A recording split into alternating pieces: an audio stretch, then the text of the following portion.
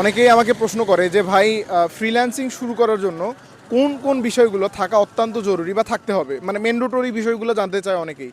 তো আজকে এই ভিডিওর মাধ্যমে আমি আপনাদের জানাবো যে ফ্রিল্যান্সিং শুরু করার জন্য আপনার কোন কোন বিষয়গুলো থাকা অত্যন্ত জরুরি, মানে থাকতেই হবে, ম্যান্ডেটরি বলতে পারেন।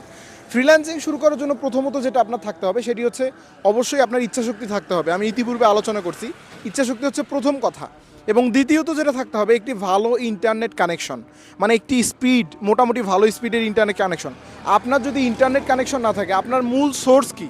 আপনি স্বাভাবিকভাবেই যদি কোনো জব করেন, সেটার জন্য আপনার সোর্স হচ্ছে বা আপনার যে সাবজেক্ট বা যেটার উপর বেস করে আপনাকে চাকরি দেওয়া হয় সেটি হচ্ছে আপনার মানে আপনার যে এডুকেশন যে লেভেল ওই অনুযায়ী। কিন্তু ঠিক সেরকম ফ্রিল্যান্সিং করার জন্য কিন্তু ইন্টারনেট কানেকশনটা একটা, মানে আপনি একটা মানে বলে বলতে পারেন এটা কিন্তু একটা ম্যান্ডেটরি বিষয়।